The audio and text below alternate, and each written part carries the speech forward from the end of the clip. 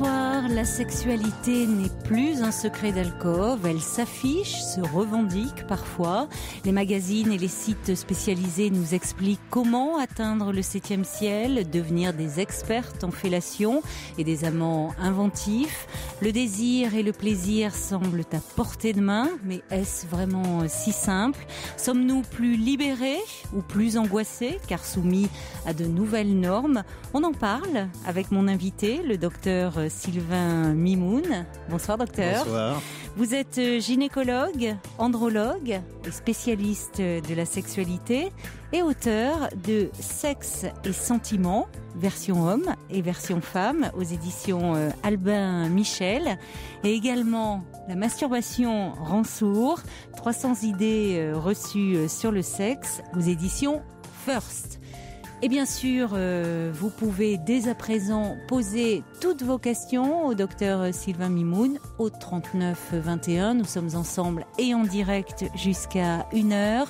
Vous pouvez également poser vos questions par mail sur le site europe1.fr ainsi que par SMS au 7 39 21 en commençant vos messages par le mot nuit. Europe 1, Caroline Dublanche. Alors Sylvain Mimoun, pourquoi justement dans votre livre Sexe et sentiments, une version destinée aux femmes et une autre destinée aux hommes? Est-ce que ça signifie que les hommes et les femmes investissent la sexualité différemment? Oui, non seulement ils investissent différemment, mais aussi ils y répondent différemment. Et si chacun croit que l'autre doit agir comme lui-même ou comme elle-même, eh ben, c'est la meilleure façon d'être dans un dialogue de sourds. Et donc, le but du jeu, c'est de faire quelque chose qui puisse parler. En fait, je dirais que la version femme, c'est pour que la femme sache comment elle fonctionne, mais c'est aussi l'homme expliqué à la femme. Et l'inverse pour la version homme. C'est la femme expliquée à l'homme. Et à partir de là, peut-être que si chacun des deux arrivait à repérer qu'il y a une différence chez l'autre, peut-être qu'ils arriveraient enfin à être complémentaires et que ça soit utile pour l'un comme pour l'autre. La différence majeure, me direz-vous, on a coutume de dire que les femmes sont plus cérébrales, qu'elles ont besoin de sentiments pour faire l'amour. Est-ce que c'est fondé ou est-ce que ça fait partie des idées reçues sur la sexualité dont on parlera ? Alors c'était fondé, ça le devient progressivement de moins en moins. Ah bon ? Oui. Mais ça reste quand même une majorité. Il y a de plus en plus de femmes qui veulent l'amour pour l'amour, enfin le sexe pour le sexe, je dirais, et l'amour affectif passe parfois au second plan, mais elles sont minoritaires. C'est une minorité grandissante, mais elles sont quand même minoritaires. Et quant aux hommes, même si on veut les décrire comme des bêtes de sexe, le sentiment est très important quand même pour eux, et ils arrivent à l'exprimer de plus en plus souvent aujourd'hui. Mais c'est les nouvelles générations qui changent un peu la donne, qui ont une vision différente, ou c'est aussi dans les générations, les autres générations, il y a quelque chose qui est en train de se modifier dans les rapports hommes-femmes? On le voit surtout dans les jeunes générations, mais automatiquement il y a une sorte de tache d'huile qui s'étend de plus en plus aux autres générations. Quand une partie de la société change, ça donne un impact au reste de la société, et tout d'un coup, ça devient utile d'être comme les Jones, comme on dit. Oui. Et donc, c'est tout ça qui donne un changement de la société. Alors, la nouvelle génération, justement, a été bercée, si je puis dire, par la pornographie. Est-ce que ça a eu une influence sur leur sexualité ? Sans doute. Alors, habituellement, quand on dit ça, on veut montrer tout le côté négatif de la pornographie. Moi, j'essaye, en tout cas, autant que faire se peut, de ne pas être juge de tout ça. J'essaye que d'observer, de voir ce qui se passe.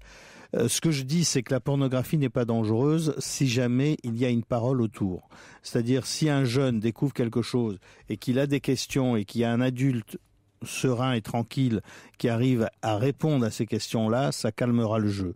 Si l'adulte n'est là que pour l'engueuler, pour lui dire c'est pas bien, pour dire t'es un pervers, etc., ça ne fera que l'enfermer un peu plus dans ce qu'il voit ou dans ce qu'il pense, et du coup il ne posera pas les questions qui vont peut-être le libérer, et du coup ça peut être complètement négatif. Maintenant, il est clair qu'aujourd'hui, on s'en rend compte surtout depuis 5 ans, enfin je m'en rends compte surtout depuis 5 ans, où de plus en plus de femmes expriment clairement leur intérêt personnel pour la pornographie. Ah bon ? Oui. C'est-à-dire que tout d'un coup, non seulement elles ne sont pas rejetantes, mais elles l'ont intégré à leur vie. Elles disent, il me manquait un peu d'excitation, je me suis vu un petit film et ça m'a donné envie et du coup j'ai pu faire l'amour. Mais pourtant dans les films pornographiques, l'image de la femme est quand même très particulière. Ça dépend des films. Alors, il y a des C'est films souvent fait quand même par des hommes et pour des hommes. Oui, mais c'est fait le but d'un film pornographique, c'est exciter celui qui regarde, qui sont souvent des hommes. Mais c'est pas d'humilier la femme. Ça n'a jamais été ça le fantasme de l'homme. Le fantasme de l'homme, c'est toujours que la femme ait du plaisir, qu'il puisse être capable de lui donner du plaisir. Et à partir de là, c'est vrai qu'ils s'en servent comme un objet sexuel. Ça fait partie du jeu de base. Tout en acceptant eux-mêmes, entre guillemets, d'être des objets sexuels, puisque théoriquement, ils sont là pour que la femme puisse avoir du plaisir et lui donner du plaisir, etc. Et si on accepte cet axiome de base, à ce moment-là, ça devient quelque chose de banal et d'acceptable, et du coup, il n'y a plus de jugement de valeur autour de ça, quoi. Et alors, comment expliquez-vous que certaines femmes se sentent humiliées quand elles découvrent, par exemple, que leur compagnon regarde des films pornographiques ou leur demande de regarder un film pornographique avec elles ? Mais ça, c'est toute la nuance, je dirais, de la communication conjugale, parce que ça, c'est quelque chose qu'on rencontre très, très, très fréquemment en consultation. C'est la femme surprend son conjoint en train de regarder un film porno. Oui. Donc, il y a tout le dilemme qui est mis là. Il est surpris, elle n'est pas contente, elle engueule, elle le traite de pervers, enfin, etc. Et du coup, la communication s'arrête. Prenons le même cas. Elle regarde ça, elle voit qu'il le voit, et elle lui dit est-ce qu'il y a des choses marrantes ? Est-ce que je peux regarder avec toi ? Est-ce que je peux être en clair, est-ce que je peux être complice avec toi ? Si elle devient complice avec lui, il ne se cachera plus, il n'aura pas l'impression d'être le dernier pervers de la terre, et peut-être que ça induirait une certaine complicité sexuelle entre eux.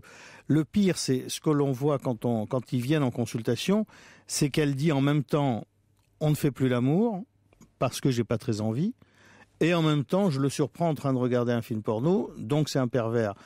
On a envie de dire peut-être que s'il faisait un peu plus l'amour, peut-être qu'il y aura moins besoin de déviation ou de variation sexuelle. Et surtout, le seul intérêt en fait d'un film porno vu à deux, c'est que c'est un fantasme dit à deux. Et si c'est un fantasme dit à deux, ça veut dire qu'il y a de la complicité ensemble. Et s'il y a de la complicité ensemble, en général, les choses peuvent bien se passer. Et le pire, c'est qu'à partir du moment, et ça c'est quelque chose qu'on rencontre quelquefois, à partir du moment où ils acceptent tous les deux de regarder les films ensemble, tout d'un coup, il a plus envie de les regarder. Ça ne l'intéresse plus. Lui, ce qui l'intéresse, s'il voit qu'il peut faire l'amour en étant très complice avec sa partenaire, à savoir sa femme, dans ce cas-là, à ce moment-là, il n'a pas besoin de regarder de film. Le film n'a d'intérêt que si jamais il y a du manque. Et si c'est un manque qui est vécu de manière, c'est comme du temps volé à l'autre, quoi. À ce moment-là, c'est pas une bonne chose. Et surtout, là, on s'enferme dans quelque chose, comme on n'a pas envie d'être chopé, donc on se cache, on essaye de trouver des moments où l'autre dort, n'est pas là, etc.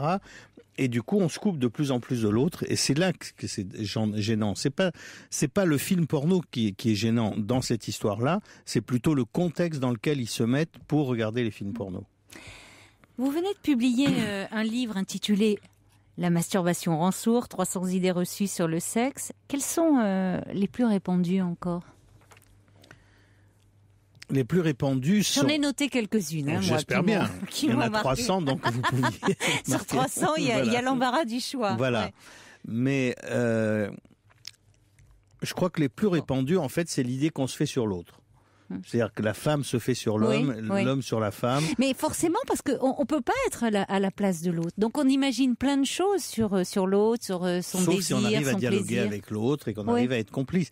S'il y a un maître mot qui est utile à utiliser dans un couple, c'est complicité. Si on est complice, le couple deviendra fort. S'il n'y a pas de complicité, c'est à pile ou face. Et c'est ça qui est compliqué. Alors j'en ai noté quelques-unes. Vous allez me dire vrai ou faux. Si un homme ne bande pas, c'est qu'il n'a pas envie de sa partenaire. Faux. Et ça, malheureusement, beaucoup de femmes pensent ça. Oui. Pour plusieurs raisons, elles pensent ça. D'abord parce que ce qui anime une femme dans le désir sexuel, dans la sexualité, c'est qu'on la désire. Et elle pense à tort que s'il a une érection, c'est qu'il a du désir. Et s'il n'a pas d'érection, il n'y a pas de désir. Or, l'érection, ce n'est pas le désir. S'il y a une chose à retenir de ce soir, peut-être, c'est l'érection n'est pas le désir. Alors, c'est quoi ? C'est de l'excitation. D'accord. L'érection, c'est un mécanisme physiologique de l'excitation. C'est exactement l'équivalence chez la femme de la lubrification vaginale. D'accord, donc un homme peut avoir beaucoup de désir pour une femme et ne pas parvenir à avoir d'érection. C'est malheureusement ce qui se passe quand il y a des problèmes. C'est-à-dire, il est tellement... Justement, il peut avoir plein de maîtresses ou plein de partenaires qui ne comptent pas pour lui, ça va fonctionner. Oui. Il a cette femme qu'il aime ou qu'il met sur un piédestal ou qu'il admire particulièrement, etc., et avec qui il a surtout envie de réussir, et il se mettra une telle pression qu'il n'aura pas d'érection. Et c'est surtout pas ne pas avoir envie d'elle. Il n'y a pas de femme frigide, il n'y a que des mauvais amants. Ça vous fait sourire ? Voilà. Oui, ça c'est important de savoir que c'est faux. Que c'est faux, c'est pas comme ça. Le but du jeu, c'est pas de mettre la faute sur l'autre, que ce soit l'homme ou la femme. C'est pour ça que j'aime bien dire, dans un couple, ça marche bien quand il y a un égoïsme partagé. C'est-à-dire quand chacun s'occupe de lui-même et partage avec l'autre. Donc ce n'est pas que de l'égoïsme. Alors quand je dis ça aux femmes, quand je les vois en couple par exemple, ou même quand elles viennent seules et qu'elles ont ces difficultés-là, elles me disent « mais je n'aime pas être égoïste ». Et c'est pour ça que je dis, le mot égoïsme partagé, ça leur fait accepter un peu plus l'idée du partage et donc de ce non-égoïsme comme elles ne le veulent pas elles-mêmes. Et à partir du moment où il y a ce partage-là, elles vont... Parce que les femmes à qui je dis ça, ce sont les femmes qui disent « je suis préoccupée de savoir si il est bien avec moi ou non, s'il peut avoir du plaisir, si je peux lui donner suffisamment de plaisir, etc. » Et en même temps, elles disent « je n'arrive pas à jouir ». Or, si elle se préoccupe que de lui, elle ne pourra pas se concentrer sur elle, et si elle ne se concentre pas sur elle, elle n'aura pas de plaisir. C'est-à-dire qu'il faut un certain abandon pour arriver au plaisir Il faut soit de l'abandon, et justement, le fameux abandon, c'est ce qu'on appelle le lâcher-prise, et beaucoup de femmes disent, maintenant elles ont entendu le message, et elles disent, il faut que j'apprenne à lâcher prise. Et je réponds à ces femmes-là, laissez la pression ou le blocage là où il est, à ce niveau-là. Le blocage est au 3e étage, et vous allez mettre au 4e étage votre plaisir. Plus vous arriverez à vous concentrer sur votre plaisir, qui sera plus fort que votre blocage, à ce moment-là, les choses vont pouvoir se libérer. Alors que si quelqu'un attend, je suis au 3e étage, je vais passer au 1er étage pour commencer à me lâcher prise, si on cherche à lâcher prise, on y pense tellement qu'on se bloque, et du coup, ça va monter plutôt que baisser, quoi. Est-ce que, finalement, dans ce que vous nous dites, la vraie frigidité, c'est quelque chose de rare ?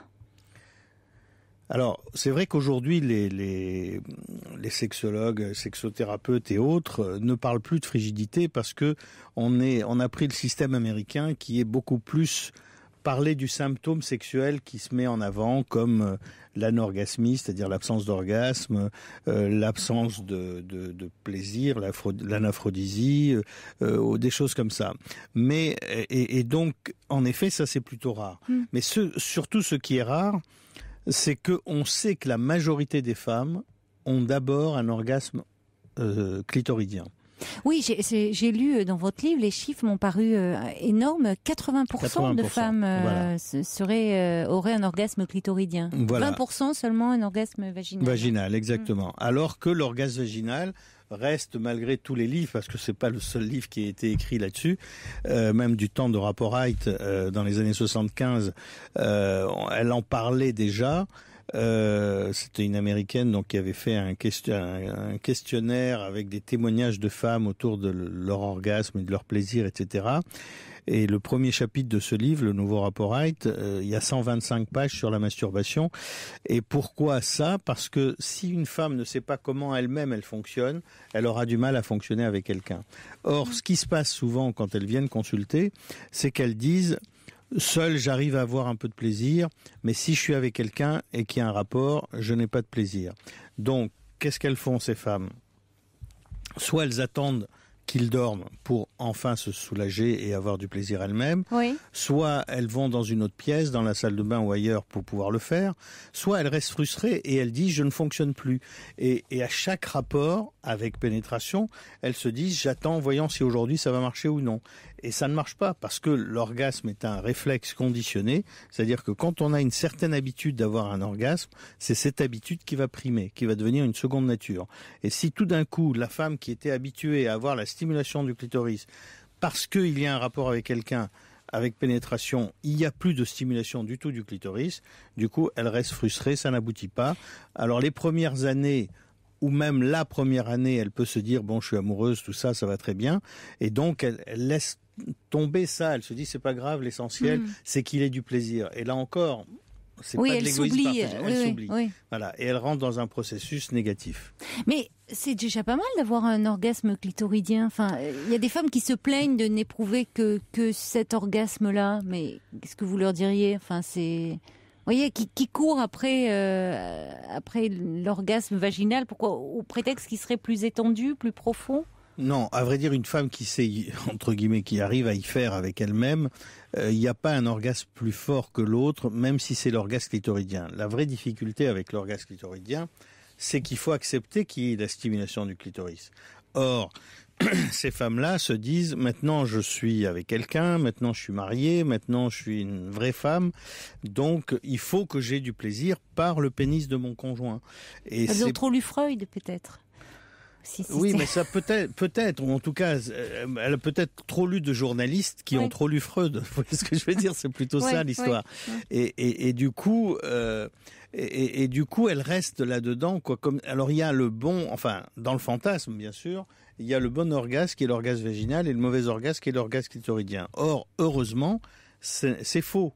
C'est important de savoir que c'est faux, que la majorité des femmes sont d'abord clitoridiennes, et si elles savent, a fortiori si elles savent elles-mêmes comment avoir du plaisir quand elles sont toutes seules, il faut qu'ils utilisent cette façon de faire quand elles sont avec quelqu'un, et si, alors qu'il y a pénétration, il y a la stimulation du clitoris en même temps, elle aura un orgasme clitoridien malgré la pénétration vaginale et non pas grâce à la pénétration vaginale.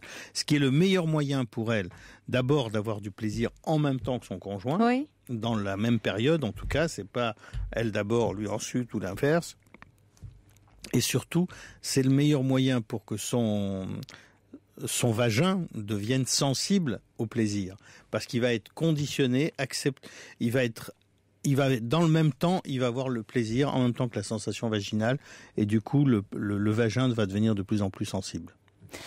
On marque une petite pause et on va vous retrouver bien sûr dans quelques instants. Pour rejoindre Caroline Dublanche, appelez le 39 21, 34 centimes la minute.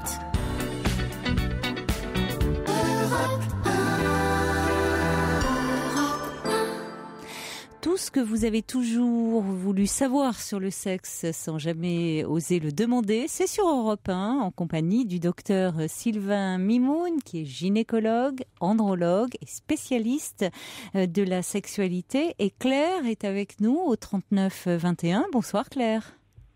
Bonsoir. Bonsoir. Alors donc je vous appelais, merci d'avoir pris mon témoignage. Mais je vous en prie. Donc pour vous faire part de mon expérience personnelle. Oui. Donc j'ai 48 ans et j'ai rencontré un homme depuis à peu près 2 ans.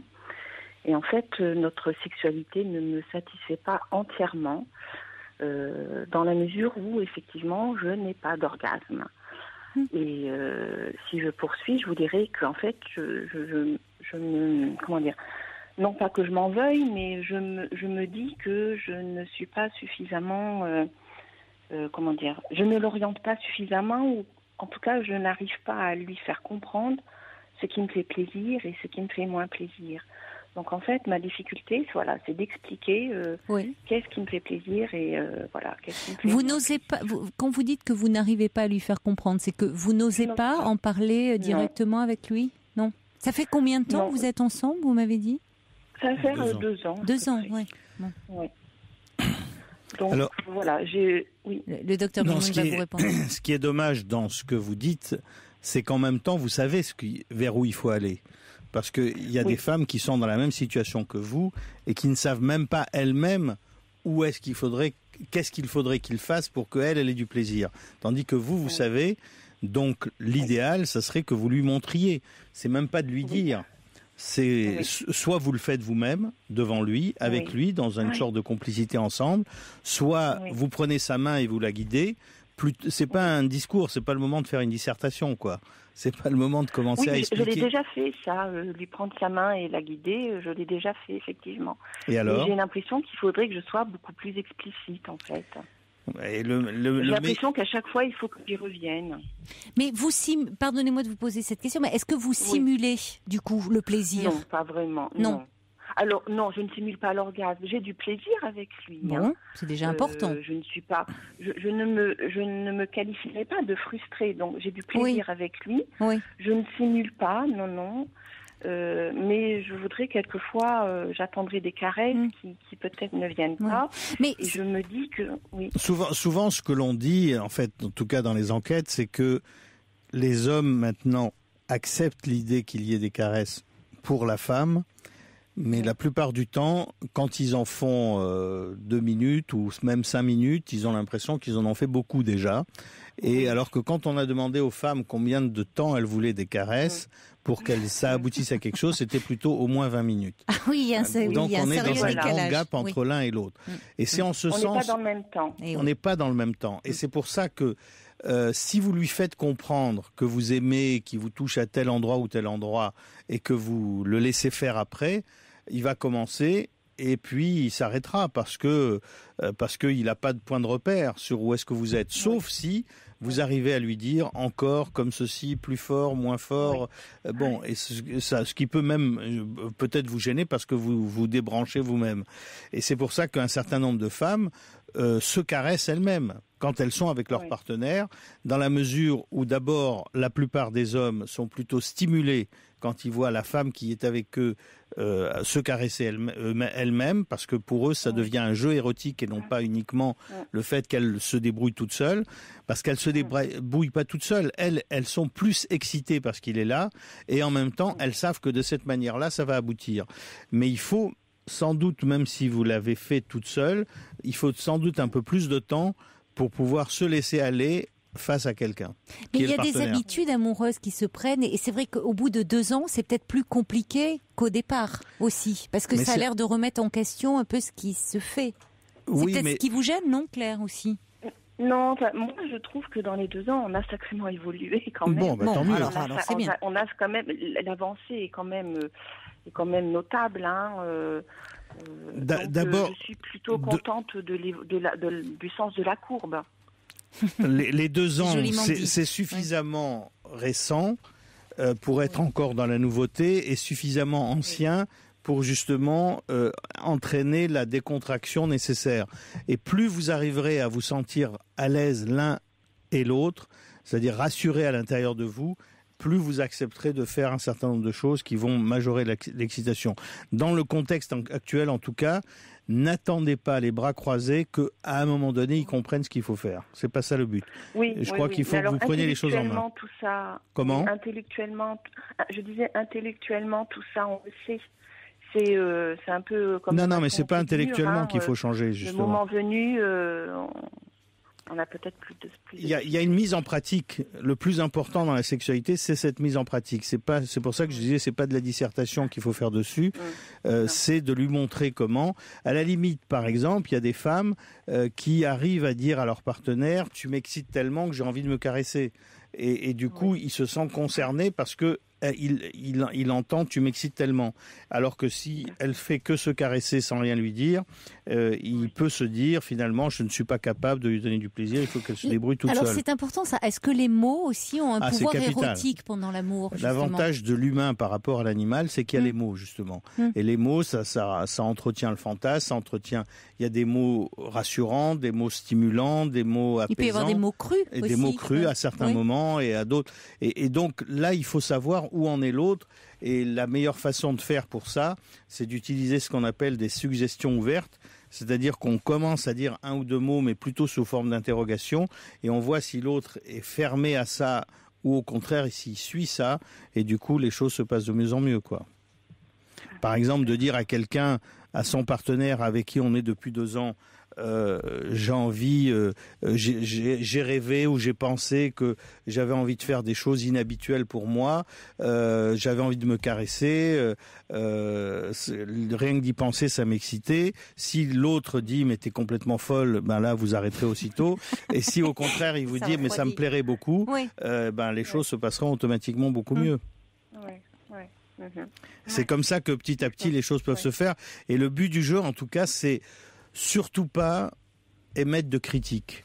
Si vous commencez à dire, quand vous disiez, on en parlait intellectuellement, si intellectuellement on commence à dire à l'autre, c'est dommage, on est bien, et je me sens de mieux en mieux, mais il manque ça, ça, ça et ça, ce qui va retenir, c'est uniquement il manque ça, ça, ça et ça. Oui. Alors que si vous mettez en avant tout ce que vous aimez, il y aura d'autres choses que vous découvrirez à aimer aussi, quoi. Oui, donc c'est important finalement d'oser aussi, Claire, hein, de vous lancer un peu avec lui. Oui, ça. Non, mais ça. Et puis ça peut vous permettre aussi de vous auto-stimuler, comme vous le dit Sylvain Mimoun. Aussi. Et surtout, quand vous serez stimulé, vous verrez qu'il sera beaucoup plus vite stimulé lui-même. Hein. Oui. C'est tout ça qui se met en place. Oui, parce que pour reprendre ce que vous disiez par rapport aux films pornographiques, c'est important. C'est pas ce qui stimule les hommes, c'est de s'identifier à l'homme qui donne du plaisir aux femmes. C'est pas forcément la vision des femmes humiliées. Voilà, c'est exceptionnel qu'un homme soit excité parce que la femme est humiliée. Il est excité parce qu'une femme a du plaisir. Qui lui donne du plaisir. Et si il voit ça. Et c'est pour ça que l'homme regarde les films pour deux raisons. D'abord parce qu'il a ce qu'on appelle être une sexualité spatiale, c'est-à-dire pour lequel la vue est quelque chose de très important, la tenue de la femme, etc. est quelque chose de très stimulant pour eux. Le fait de voir une femme nue, c'est quelque chose de stimulant pour eux. Oui. Un homme nu, ça pourrait être stimulant pour une femme qui aime un homme, par exemple, mais c'est beaucoup moins stimulant proportionnellement, je dirais, qu'un homme qui voit une femme nue, pas sa femme nue ou la femme qu'il aime. C'est une femme nue, ça devient, c'est pas pour rien que ça sert à faire vendre n'importe quoi, uniquement en montrant des femmes, etc. On vend de tout avec ça. Voilà. Mais ça montre bien ce que vous dites, que finalement, parmi les idées reçues, j'avais relevé que on dit que la sexualité est naturelle, spontanée, qu'elle ne nécessite aucun apprentissage. Alors qu'on voit qu'il y a quand même... Il y a des choses à savoir. Il y a des choses à savoir. C'est pas un apprentissage, première leçon, deuxième leçon, troisième leçon. C'est quand même des choses à savoir. Et c'est pour ça que l'expérience, ça sert à quelque chose. C'est le seul avantage du privilège de l'âge, on va dire. Alors, finalement, on peut avoir peur de vieillir, mais on fait mieux l'amour au fil du temps, vous pensez ? Habituellement, oui, c'est incontestable. Même si on fonctionne moins bien. Oui. Par exemple, la période la plus difficile, c'est 45-55 ans. Hein, ça, c'est que ce soit chez les femmes ou chez l'homme. Ah oui, pour quelle raison ? Parce que physiologiquement, on fonctionne moins bien. Et après, ça repart ? Alors, ça dépend avec qui, justement. C'est ça toute la question. Moi, ce que je dis aux hommes que je vois, par exemple, c'est que je leur dis, il suffit, après 45 ans, ou a fortiori après 50 ans, il suffit qu'il y ait un grain de sable dans le rouage pour que le rouage sexuel se bloque. Et donc, le grain de sable, ça peut être changer de partenaire. Ça suffit pour... empêcher que l'érection vienne, par exemple. Et même si la partenaire lui plaît beaucoup et tout ça, ça n'a rien à voir avec le fait qu'il ait envie ou non, mais c'est un enjeu. Quand il est avec la femme habituelle qu'il connaît, sa femme en particulier, il est rassuré. Or, pour qu'un homme fonctionne, il a toujours besoin d'être rassuré d'abord, stimulé ensuite. Oui, c'est d'abord on rassure d'abord et on stimule ensuite.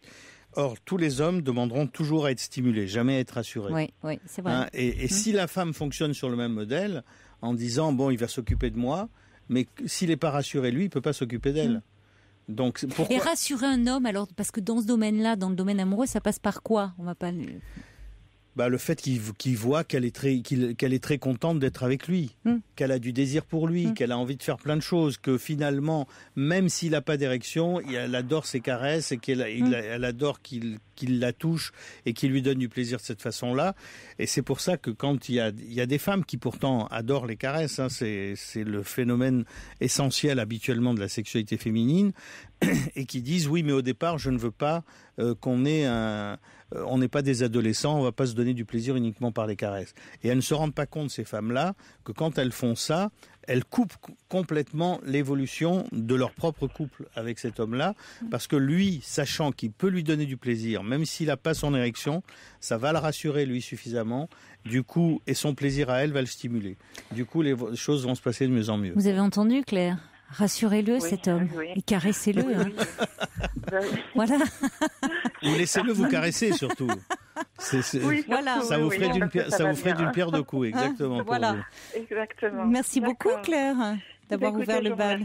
Bonne nuit à vous. Bonne soirée. Au revoir. Au revoir. Au revoir. Alors, on va enchaîner avec Caroline, qui est également avec nous au 39-21. Bonsoir, Caroline. Oui, bonsoir. Caroline. Bonsoir. Bonsoir.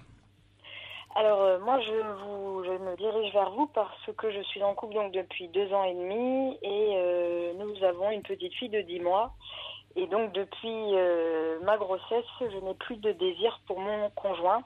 Et donc, ce qui emmène beaucoup d'incompréhension de sa part, de la mienne, de tension, et de frustration, surtout de sa part, et voilà, de beaucoup de questionnements par rapport à moi. Est-ce que ça va revenir? Est-ce que c'est normal? Est-ce que tout en sachant qu'avant avant ma grossesse et l'arrivée de la petite, on avait une sexualité pleinement épanouie, tout se passait très bien, et depuis, de mon côté, plus rien. Donc elle a 10 mois, votre petite fille.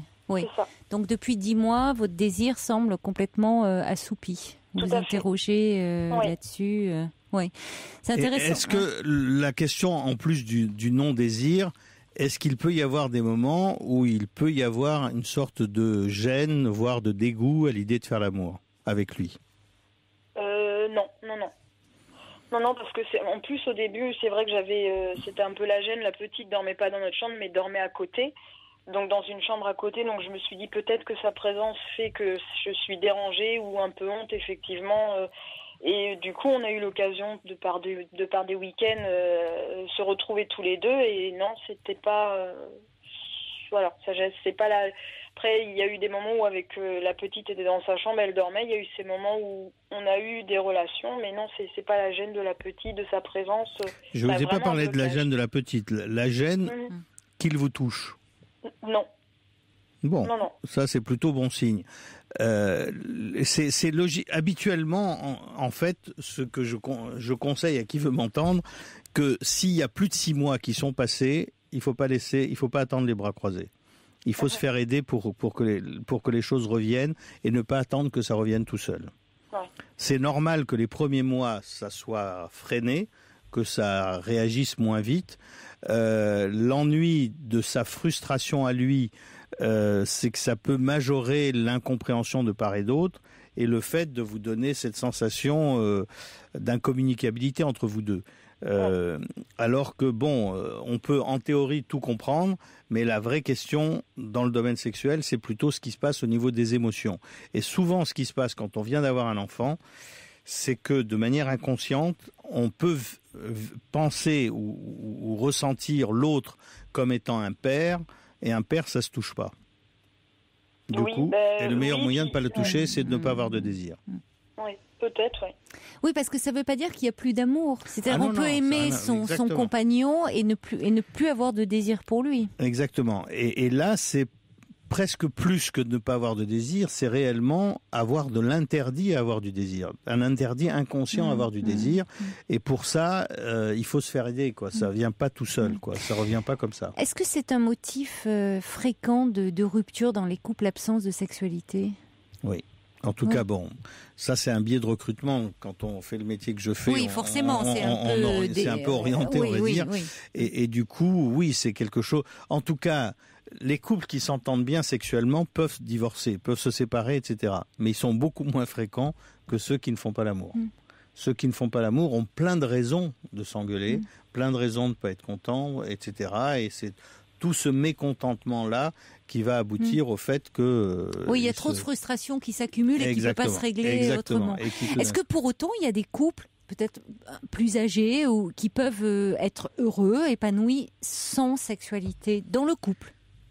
Même indépendamment de l'âge, il y a des couples que l'on nomme, bon, on les appelle, mais dans les faits, ils sont assez rares en nombre, ce qu'on appelle asexuels, c'est-à-dire qu'ils n'ont pas de sexualité et qui acceptent tous les deux le fait qu'ils n'aient pas de sexualité. J'ai envie de dire, tant que ça leur convient à tous les deux, c'est leur vie, c'est leur affaire. Là où c'est beaucoup plus dur, c'est s'il y en a un des deux ou une des deux qui a envie et pas l'autre. Là, ça rend des choses très compliquées. Quoi. Et c'est le cas pour vous, Caroline, c'est-à-dire que votre mari, lui, serait demandeur, a du désir pour vous, et c'est vous qui En même temps, c'est important que vous vous posiez la question et que vous vous rendiez compte que ça peut être un problème pour votre couple. Vous voyez, ce qui serait vraiment embêtant, c'est que pour vous, ça ne soit pas un problème, que vous soyez en totale fusion avec votre bébé, et puis tant pis pour votre mari. Là, ça serait vraiment, votre couple serait en danger. Le fait de reconnaître et que ça vous ennuie et de vous dire est-ce que ça va revenir, bon, c'est que vous avez envie que la relation s'arrange parce que vous aimez, vous tenez à votre mari. C'est ce que je lui dis souvent, j'ai envie d'avoir de nouveau envie, mais ça arrive pas. Donc c'est vrai que c'est... En fait, à votre question ou à votre climat le climat que vous décrivez, je dirais, comme je vous ai dit tout à l'heure, c'est important que vous vous fassiez aider, mais indépendamment de ça, c'est pour l'aspect plutôt psychologique, personnel. C'est-à-dire, c'est à la limite même pas le problème entre votre mari et vous, ou entre vous et votre mari, c'est plutôt entre vous et vous. Entre la petite fille qui est en vous et vous, quoi.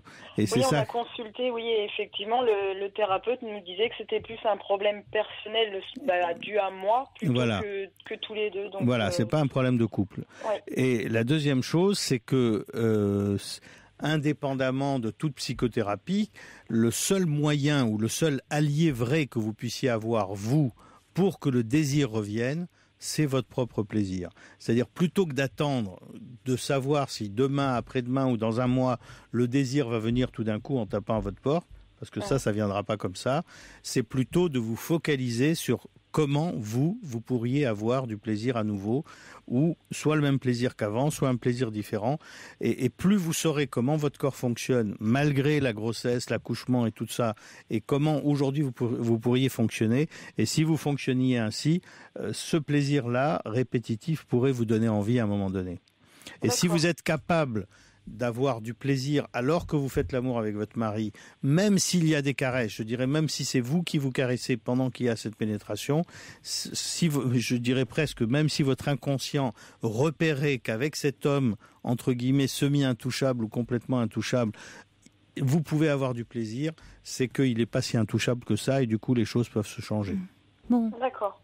C'est ce qu'on vous souhaite en tout cas. Merci beaucoup pour votre appel. Beaucoup. Au revoir. Au revoir Caroline. Au revoir. Jusqu'à 1h sur Europe 1, Caroline Dublanche.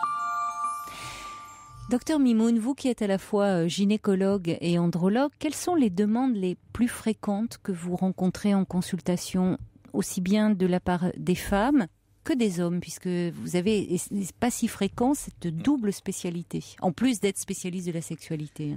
Alors, les femmes... très fréquemment, elles se disent « il ne s'occupe pas assez de moi ». La plainte, en fait, on parle souvent de l'autre, en fait. Et notre rôle, c'est d'arriver à la recentrer sur elle. Et vous, qu'est-ce que... En fait, on sait ce qu'on demande à l'autre, mais est-ce qu'on sait ce qu'on donne à l'autre? Pas souvent. Donc, malheureusement, souvent, je leur dis, surtout quand on voit un couple qui vient, quand ils ont une difficulté, c'est-à-dire que il y a un petit coup de plomb dans l'aile du couple, je leur dis, dans un couple, il y a deux lois, soit on règle des comptes, soit on règle la situation. Et si on règle des comptes, c'est perdant-perdant, et si on règle la situation, c'est-à-dire peu importe que je fasse 2 pas et que l'autre ne fasse qu'un demi-pas, ça fera quand même 2 pas et demi gagnés pour nous deux. Et c'est ça qui est important. Et donc, la demande des femmes, c'est qu'ils s'occupent de nous, ou de moi. Oui. Et la demande de l'homme, c'est elle veut pas souvent faire l'amour. Hein, c'est pas la même chose. Hein, vous voyez ce que je veux dire? C'est pas elle s'occupe pas de moi, elle veut pas faire l'amour. Voilà. Et donc c'est plus basique, on va dire. C'est plus basique, voilà. Oui. Ce qui veut dire que si on répondait réellement du tac au tac, on pourrait lui dire, bon, alors quelle fréquence il faudrait? Voilà. Et alors il va dire telle fréquence, et parfois elle va accepter cette fréquence. Mais je suis certain que si on faisait ça, on le fait pas, hein, mais si on faisait ça, il reviendrait en disant, je suis quand même pas satisfait. Parce que le but du jeu, c'est pas de faire l'amour 1 fois par semaine, 3 fois par semaine, ou tous les jours, ou tous les mois. C'est comment on fait l'amour. Est-ce qu'on joue ensemble ou non? Parce que ce que les gens oublient, c'est que faire l'amour, c'est d'abord s'amuser. Et si on ne s'amuse pas, ça devient que du boulot, quoi. Ça devient quelque chose de pas drôle, quoi. Oui, c'est le jeu des adultes. Vous avez raison. Finalement, quand l'homme demande, elle fait pas assez l'amour, c'est une façon aussi qu'elle s'occupe de lui. Il le dit différemment, mais enfin, c'est aussi. Mais parce que lui pense que, à la limite, il y a des fois où la femme va se plier au rythme qu'il veut lui. C'est-à-dire, elle va accepter passivement de faire l'amour, admettons, 1 fois par semaine. Et donc, c'est souvent le samedi soir. Et du coup, c'est passé comme ça, au moins, on est dimanche. C'est pour ça que j'ai fait l'émission le dimanche. Voilà, exactement. Qu'ils puissent être à l'écoute. Voilà, sinon, ils ne pourraient pas écouter l'émission. Et donc, à partir du moment où ils le font comme ça, lui, après, va venir se plaindre en disant... Oui, mais elle fait toujours la même chose, elle ne bouge pas, elle réagit peu, elle n'est pas demandeuse, c'est toujours moi. Je vois bien qu'elle suit le contrat tacite qu'on a entre nous, mais elle n'est pas joueuse, quoi. Et l'ennui, alors ce que je leur dis souvent, c'est que vous n'êtes pas au même niveau. Lui, il est très demandeur, il est tout en haut, et elle est tout en bas. Au meilleur des cas, elle va avancer un peu, mais si elle avance un peu, c'est-à-dire qu'elle va accepter qu'il la touche, et elle va accepter éventuellement qu'il y ait un rapport, mais elle va pas en même temps jouer au rythme qu'il veut lui. Parce que lui, il peut, dès le départ, il voit, ah, t'as accepté, bon, maintenant on va changer de position, et maintenant tu vas me faire ceci, ou je vais te faire cela. Et si on faisait à 3, au lieu d'être 2, là, alors je dis, bon, on se calme. Le but du jeu, c'est pas de faire la révolution en 2 temps, 3 mouvements, c'est de laisser venir l'autre, de commencer à avancer un peu, et à partir du moment où on a avancé, les choses peuvent peut-être mieux se passer. On va accueillir maintenant Fabrice. Bonsoir. Bonsoir Fabrice. Bonsoir. Bonsoir. Bonsoir. Voilà, donc ma situation est la suivante. Je me masturbe depuis l'âge de 14 ans. J'avais une véritable passion pour la masturbation. Et donc je l'ai fait tous les jours, je me suis masturbé tous les jours durant des années, durant plus de 20 ans, mais il se trouve que depuis 2 ans, depuis 2011, voilà, mon pénis reste mou, donc je n'arrive plus à me masturber, voilà. Vous avez quel âge là? J'ai 40 ans. Et indépendamment de ces masturbations quotidiennes, est-ce qu'il y a eu des rapports entre-temps, parfois, souvent, jamais? Non, je suis vierge. Hein, donc il n'y a jamais eu de rapport? Jamais. Et est-ce que vous voulez rester vierge ou est-ce qu'au contraire vous voulez passer à l'acte avec quelqu'un? Je veux rester vierge. Vous voulez rester vierge. Donc, le but du jeu pour vous, c'est comment retrouver une érection pour continuer à se masturber, quoi. C'est ça. Alors, est-ce que c'est une fin en soi? Est-ce que dans ce contexte-là, vous avez pu vous faire aider aussi ou pas spécialement? J'ai pas demandé d'aide. Et est-ce que vous ne pensez pas que ça pourrait être un plus pour vous quand même? Je sais pas si ça va revenir de soi-même ou si je dois demander à mon médecin ou je ne sais pas. J'espère que ça va revenir de soi-même. Voilà. Il n'y a pas de raison que ça ne revienne pas de soi-même, sauf que plus vous attendrez que ça revienne de soi-même, plus ça freinera le processus plutôt que ça ne le stimulera. Parce que là, vous êtes dans une attitude plutôt vigilante d'observation, et ça, c'est plutôt le meilleur moyen de supprimer l'érection. parce que dès qu'on est dans ce qu'on appelle l'anxiété de performance, où on cherche à tout prix à avoir une érection, là c'est le meilleur moyen pour que ça ne vienne pas. Bien que quand on est tout seul, l'anxiété diminue plutôt, parce qu'on n'a pas de preuves à apporter à quelqu'un d'autre, mais en même temps, l'idée, ça serait utile quand même de pouvoir vous faire aider. Là, pour vous aider à avoir une érection, c'est vrai que des médecins peuvent vous aider, mais à mon avis, il faut aller un peu plus loin que ça. Il vaut mieux qu'il y ait aussi une aide psychologique pour que les choses se passent mieux. Oui, parce que peut-être que vous arrivez aussi au bout de quelque chose, c'est-à-dire que cette sexualité entre vous et vous, vous tournez peut-être un peu en boucle là, finalement. Et peut-être que aussi, c'est un mal pour un bien, pour aller vers autre chose et vous ouvrir un peu à l'autre. Ce que vous avez appelé la passion de la masturbation, oui. C'est ce qu'on appelle aujourd'hui l'addiction. Et voilà. C'est une addiction masturbatoire. Et c'est vrai qu'à un moment donné, ça tourne tellement en boucle que ça fait tarir la boucle. Ah oui, c'est un peu le risque. Donc peut-être que finalement, le fait d'être, même si évidemment la source se tarit, il n'y a plus de plaisir, donc il y a de l'angoisse qui jaillit, mais de cette angoisse, vous pouvez en faire quelque chose.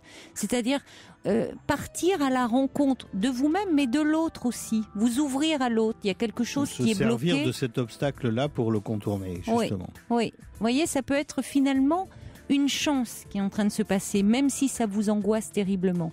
Parce qu'il y a quelque chose dans la sexualité, comme vous le dit le docteur Mimoun, où on peut être dans l'addiction aussi, dans la dépendance. Et donc, ça vaut vraiment le coup d'aller en parler, et en parler à un psychothérapeute qui pourra vraiment vous aider au lieu de rester enfermé en vous-même et très angoissé comme vous l'êtes, semble-t-il. Bon courage, Fabrice. Bonsoir. Au revoir.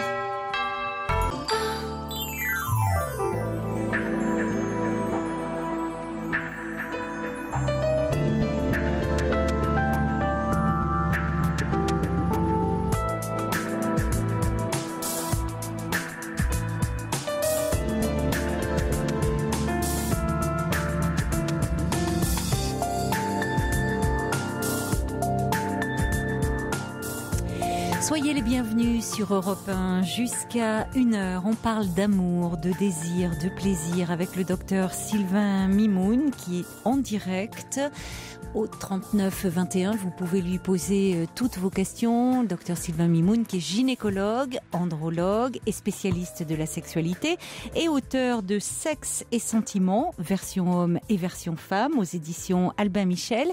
Également de la masturbation rend sourd, 300 idées reçues sur le sexe aux éditions First. Alors, docteur Mimoun, justement, vous parliez avec le témoignage de Fabrice juste avant le journal de l'anxiété de performance. La logique de performance, on la retrouve partout aujourd'hui. Est-ce qu'elle est aussi présente dans le domaine de la sexualité ? Oui, bien sûr. Alors, non seulement dans le domaine de la sexualité, mais aussi bien chez les hommes que chez les femmes. C'est-à-dire qu'en fait, aujourd'hui, on a l'impression qu'il faut être au top tout le temps, et sur le plan sexuel y compris. Alors les hommes, depuis la nuit des temps, ils ont toujours l'impression de savoir s'ils peuvent être à la hauteur ou non. Alors dans l'époque actuelle, ça paraît une évidence que soit eux-mêmes ne le pensent pas et leur partenaire le leur dit.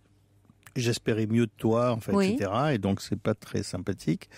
Et du côté des femmes, elles aussi, elles se mettent la pression en se disant il faut que je sois un bon coup. Parfois, on voit même des titres de journaux de jeunes filles où on dit ça.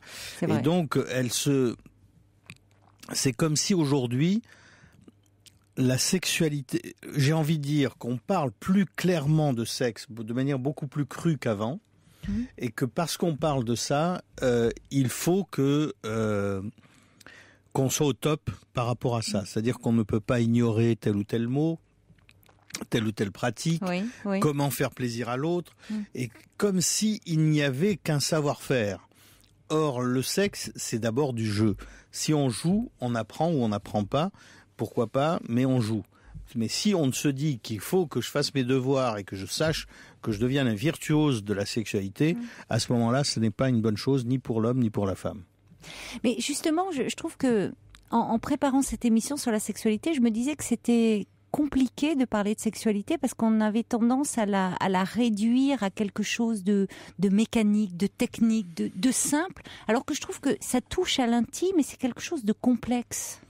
La sexualité, ça touche à l'émotion, et l'émotion, c'est ça qui fait vibrer les individus. Oui. Sinon, on devient, même si on parle chez la femme de sextoys, etc., et qu'il y a des hommes qui même prennent ombrage parfois, tu me remplaces par un bout de plastique. Soit d'abord, ils n'ont rien compris en disant ça, soit c'est elle qui n'a rien compris en disant « je préfère utiliser mon petit jouet ».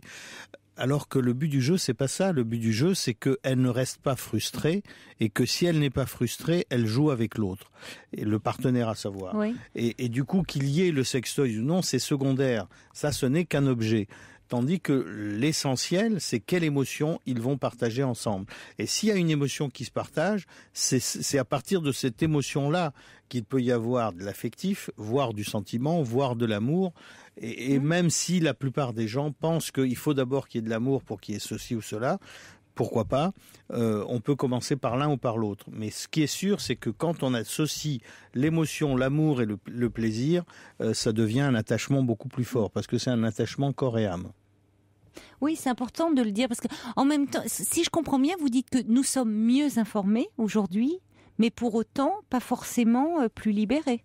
Si je vous suis bien. Ça c'est clair, bien sûr qu'on n'est pas plus libéré et on est même si on en parle, on a le vocabulaire, on maîtrise apparemment, on est d'autant moins libéré qu'on a l'impression que la société, alors la société c'est nous tous, mais on ne sait pas qui dicte les lois de la société, mais on prend pour argent comptant ce que les autres vivent et comme aujourd'hui on va nous apprendre qu'un tel a pu avoir 3 orgasmes de suite, donc il peut se faire qu'à un moment donné, une femme se dise « Pourquoi j'aurais pas 3 orgasmes moi aussi ?»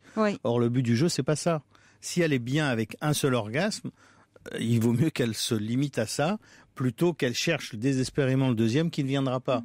Alors, et pareil pour l'homme, s'il voit un homme qui fait l'amour pendant 2 heures, ce qui n'amuse pas obligatoirement la partenaire, ça c'est autre chose. Mais, et que soi-même on se dit, voilà. Et donc il faut savoir où est-ce qu'on doit se situer par rapport à la personne qui est face à nous. En consultation, vous voyez comme ça des nouveaux comportements qui illustrent ce diktat de la jouissance ? Oui, ce qui est... Alors, moi, ça fait 25 ans que je suis dans ce métier. Et donc, à l'époque, depuis 10 ans, avant, jamais une femme ne se plaignait de ne pas avoir d'orgasme à chaque fois. Alors qu'aujourd'hui, il peut arriver qu'une femme vienne consulter uniquement parce qu'elle n'a pas d'orgasme à chaque rapport. Ah oui. On est vraiment dans cette logique. Voilà. Alors que classiquement, et moi je répétais même à qui voulait m'entendre à l'époque, que la chance des femmes, c'est qu'elles ne cherchaient pas. On savait que l'homme voulait son érection chaque fois, il voulait son éjaculation chaque fois, et que la femme avait au moins cette aisance de se dire « j'ai eu du plaisir, mais je n'ai pas eu d'orgasme, et je suis très bien ». Et quelques femmes, c'est pas elles sont minoritaires encore, mais c'est une minorité grandissante. Et elles sont rentrées dans cette anxiété de performance, à se dire il me faut, pourquoi j'aurais pas un orgasme chaque fois ? Et ça m'énerve même de voir que lui en a un et pas moi. Et, enfin bon, donc on est dans une sorte de course inutile. Mais ça existe. Et donc en effet, il y a des demandes de ce type, ou bien l'homme qui dit pourquoi je pourrais pas recommencer à faire l'amour ? Alors on lui donne, parce que la chance qu'ont certaines femmes, pas toutes, elles sont que 20% quasiment, à avoir un orgasme multi-orgasmique, c'est-à-dire d'avoir plusieurs orgasmes de suite. La majorité des femmes sont plutôt mono-orgasmiques, c'est-à-dire qu'elles ont un orgasme et après... peut-être qu'elles dorment pas, mais en tout cas elles sont apaisées. Alors que l'homme, qu'il veuille ou non, il a une période réfractaire après. Et cette période réfractaire fait que si on continue à stimuler la verge à ce moment-là, ça va plutôt le gêner, voire ça va être désagréable pour lui, plutôt qu'une stimulation. Oui, ça va l'ennuyer. Voilà, exactement. Donc c'est pas le but du jeu, c'est pas de se dire je recommence. Le but c'est pas de devenir une machine de sexe, c'est de faire en sorte que son propre sexe fonctionne bien pour pouvoir être en phase avec l'autre. Est-ce que vous avez des gays, des lesbiennes qui viennent vous voir ? Est-ce que là aussi, chez eux, il y a cette angoisse de la performance ? Est-ce que les demandes se rapprochent de celles des hétéros ? Pour moi, Il n'y a pas une catégorie particulière par rapport à ça. Les problèmes de couple d'homosexuels, hommes ou femmes, sont les mêmes problèmes de couple que les hétéros. C'est vraiment entre deux êtres, quoi. Et comment tout ceci se joue. Il y a des rapports dominants-dominés, de qui dirige dans le couple, etc. Donc tout ceci existe régulièrement. Bonsoir Gisèle. Oui, bonsoir. Bonsoir. Bonsoir. Bonsoir. Oui, j'ai 60 ans. Et puis je viens d'avoir un compagnon, ça n'a pas duré très très longtemps. Oui. Mais il avait des problèmes d'érection et quand on s'est séparés, il m'a reproché de ne pas savoir le caresser pour lui donner des envies, d'avoir l'envie de faire l'amour avec moi. Et donc je me demandais, est-ce qu'il existe des méthodes, parce que c'est la première fois qu'il m'arrivait cette chose-là. Est-ce qu'il existe des méthodes? Est-ce qu'il y a des bonnes façons, des mauvaises façons de caresser? À mon avis, c'était une mauvaise question de sa part à lui. Et donc, obligatoirement, à une mauvaise question, il peut y avoir qu'une mauvaise réponse. Il peut y avoir des méthodes, mais c'est pas ça qu'il vous demande, en fait. Ce qu'il vous demande, c'est de l'exciter suffisamment par vos caresses pour que lui soit en érection. Oui. Et ça, ce qui va l'exciter, c'est si vous êtes excité. Et si vous-même, vous n'êtes pas excité par vos propres caresses, par les caresses qu'il peut vous donner lui, à ce moment-là, il ne reste que l'aspect mécanique de la chose. Et la plupart des hommes qui sont dans ces situations-là, et c'est pour ça que pour les hommes qui entendent, il faut qu'ils sachent que quand ils sont dans cette demande, la question n'est pas de se dire il faut que ça soit ma partenaire qui me fasse une fellation, qui me caresse de telle et telle façon, etc., pour que je puisse fonctionner. Mais plutôt de qu'est-ce que je peux me faire, comment je pourrais me faire aider, y compris par la médecine s'il fallait, pour savoir pourquoi mes érections ne tiennent pas.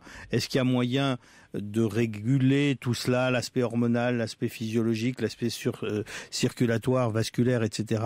Donc il y a plein de choses que l'homme pourrait faire, et indépendamment de ça, si vraiment tous ces moyens d'équilibre ne fonctionnent pas, il peut y avoir même des aides médicamenteuses pour que son érection vienne et tienne. Il me semble qu'il ait fait les examens, il m'avait montré qu'il avait fait les examens et on n'avait rien trouvé de particulier. Je pense que c'est un blocage un peu psychologique qu'il avait. Il avait vraiment peur au point qu'il faisait plus rien, quoi. Il se couchait à côté de moi, il me touchait pas.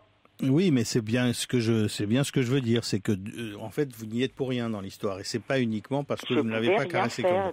Oui, il a beau jeu de vous reprocher c'est comme plus simple si vous étiez responsable de son absence d'érection. Voilà, c'est plus simple de jeter la faute entre guillemets sur l'autre, mais ce n'est pas parce que vous ne saviez pas comment le caresser. L'idéal pour lui, si jamais je devais le voir lui, je lui dirais que lui, il avait des choses à prendre pour que lui fonctionne. C'est pas parce que qu'avec sa compagne d'avant, ça fonctionnait. Et puis, il avait essayé de m'expliquer comment ça se passait avec elle. Il voulait que je fasse la même chose. Et puis, je trouvais pas ça très... Oui, enfin, qu'est-ce qu'il voulait alors, aussi? Est-ce que ce qu'il vous demandait, c'était infaisable pour vous ou non? C'est que... c'est pas que c'était... Oui, pour une partie, oui. Parce que lui, ce qu'il demande, la plupart de ces hommes, ils demandent une fellation. Le fait qu'il y ait une fellation, ils se disent, de cette manière-là, je vais être suffisamment excité. Ah oui, non, ça commençait beaucoup plus en avant, de mettre des petites tenues, de tout un cérémonial, de choses et d'autres. Moi, des tenues que je me serais pas sentie du tout à l'aise dedans, quoi. Je me serais sentie déguisée et que ça m'allait pas, quoi.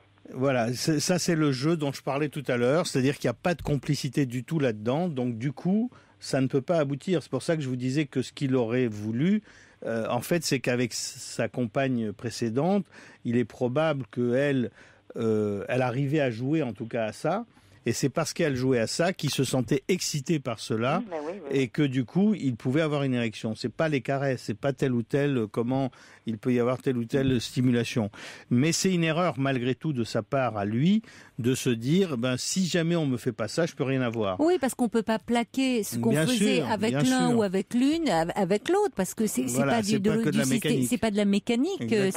Chaque relation est unique dans la sexualité aussi. Hein. Et puis moi, ça m'a quand même un peu inquiétée en en me disant bon, moi j'ai pas tellement d'habitude, donc je me dis bon, si je sais pas faire, je sais pas. Oui, mais enfin, Gisèle, vous avez 60 ans, vous avez connu des hommes avant lui et avec qui ça se passait bien. Je suis restée longtemps avec le même. Oui, d'accord. Oui, donc il vous a fait douter de vous finalement, cet homme.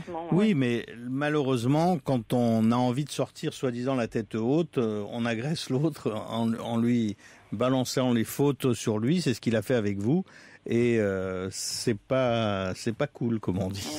Non, mais bon, ça je le savais, c'est pas bien grave. Mais je voulais savoir, est-ce qu'il y avait quand même, est-ce que moi j'avais des problèmes de pas savoir m'y prendre justement? Non, mais enfin c'est pas un problème. La nuance qu'il y a, c'est que justement, quand un homme dit à une femme, par exemple, de mettre des porte-jartelles ou des petites tenues sexy, si la femme se sent déguisée avec, elle le mettra, mais elle n'est pas dans le jeu.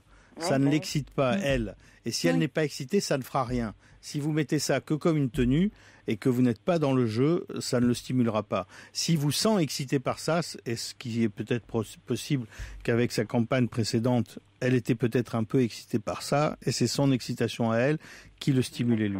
Et oui, on est plus dans le jeu, dans le fantasme, que dans la caresse et dans l'aspect technique, exactement, la Gisèle. Hein. Voyez, donc vous n'avez pas de raison de vous remettre en question comme vous le faites dans votre pratique, j'ai envie de dire. Voilà, et c'est vrai qu'il y a des hommes... Moi, de rentrer dans des fantasmes, je peux, dans le jeu, tant que ça reste du jeu, je peux, mais je pense qu'il faut quand même déjà avoir obtenu une certaine intimité pour y arriver. Moi, je pourrais pas le faire comme ça, de but en blanc. De but en blanc avec quelqu'un que je connais peu, quoi. Oui, bien sûr. Il faut déjà connaître ses corps, enfin se connaître, quoi. Bien sûr. Exactement. Bien sûr. Bon, ça me rassure. Voilà. Merci beaucoup. Bonsoir. Merci de votre appel. Bonsoir, Gisèle. Bonne soirée. Pour rejoindre Caroline Dublanche, appelez le 39 21, 34 centimes la minute.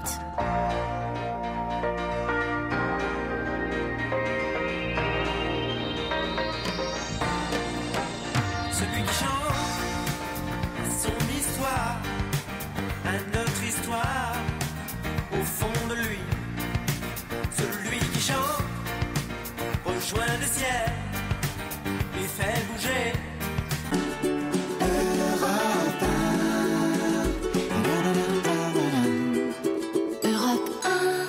Jusqu'à 1h, le docteur Mimoun est en direct sur Europe 1 pour répondre à toutes vos questions sur la sexualité. Bonsoir Pat. Bonsoir Caroline, bonsoir docteur. Bonsoir. Alors, je vous téléphone car moi j'ai un petit problème. Oui. En fait, on entend beaucoup parler des garçons éjaculateurs précoces. Oui. Et moi en fait c'est totalement l'inverse. Oui. Donc quand je suis avec quelqu'un, j'ai beau avoir du désir pour lui et tout, il y a tout le système va très bien, mais pas moyen d'aller jusqu'au bout. C'est-à-dire que s'il y a pénétration, l'éjaculation ne vient pas. Ouais, tout à fait.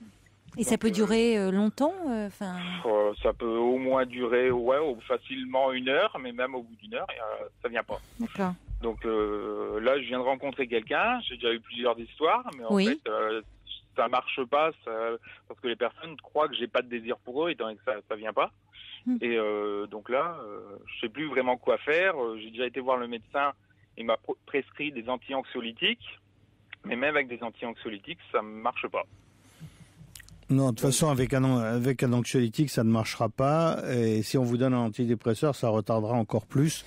Donc, c'est quoi déjà le contraire de l'éjaculation précoce C'est une éjaculation retardée. Ah ben d'accord, voilà, il suffisait d'y penser. D'accord, bon, d'accord. Et là, ça frise ce qu'on appelle l'anéjaculation, c'est-à-dire l'absence d'éjaculation.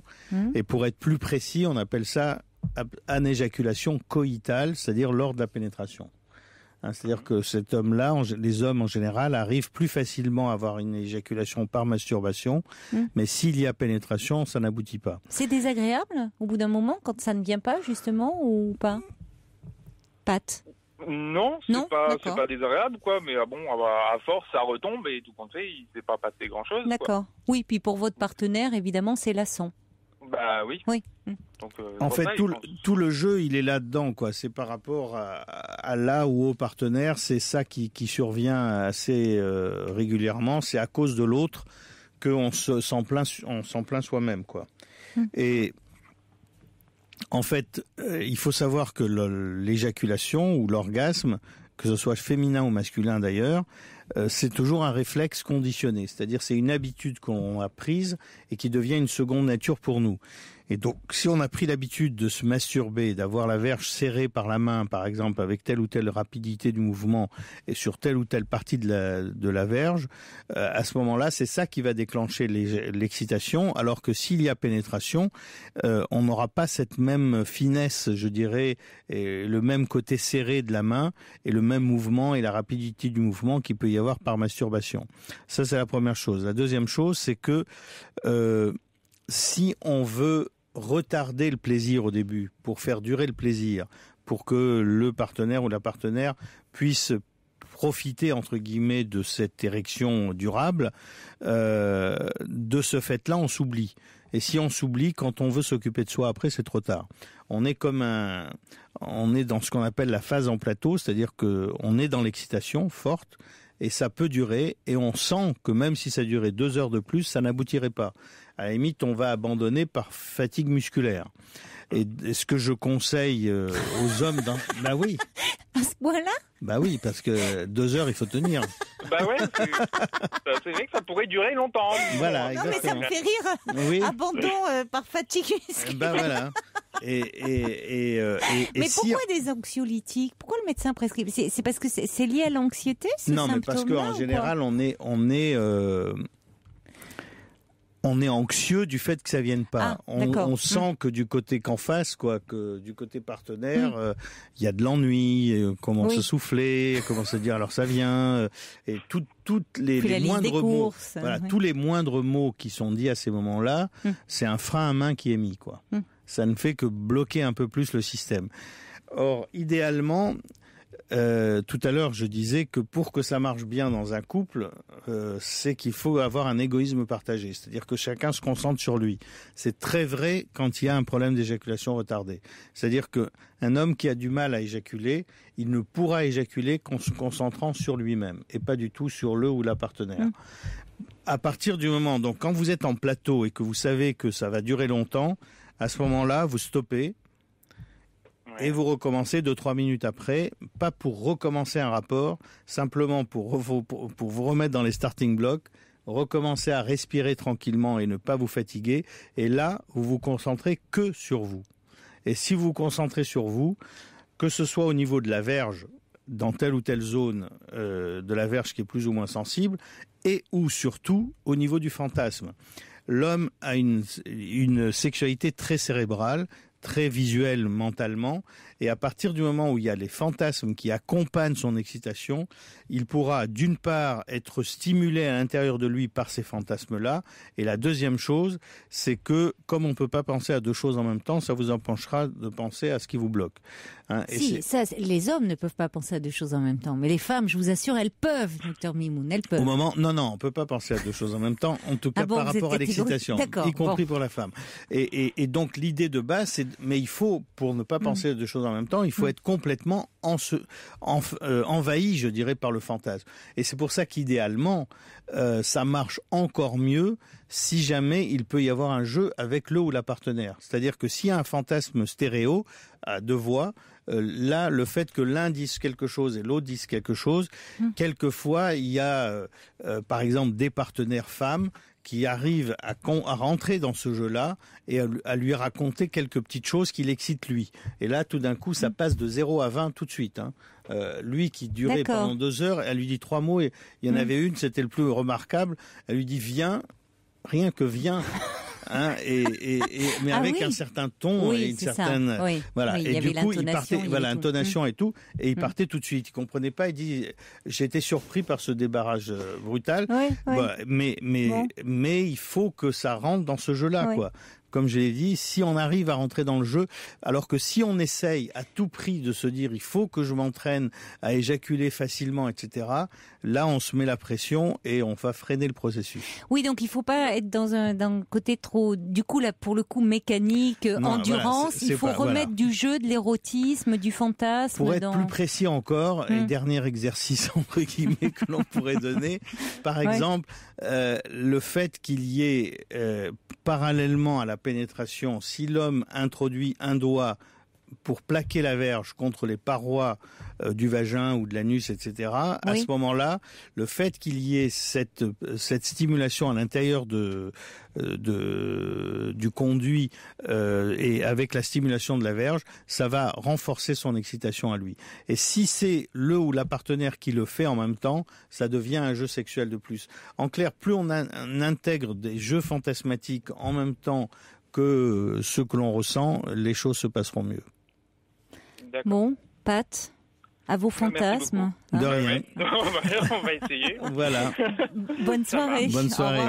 Sachez quand même que la plupart des hommes anéjaculateurs ou dyséjaculateurs, c'est-à-dire qui retardent l'éjaculation, sont plutôt recherchés au départ tout au moins, parce que justement, ça fait toujours rêver les partenaires de savoir qu'il y a quelqu'un qui va durer longtemps. Après, il faut que ça dure pas trop longtemps. C'est ça toute la question. Il faut trouver un juste milieu. Voilà, exactement. Bon. Bonsoir. Bonsoir, Merci Pat. beaucoup. Bonne soirée. Bonsoir. Au revoir.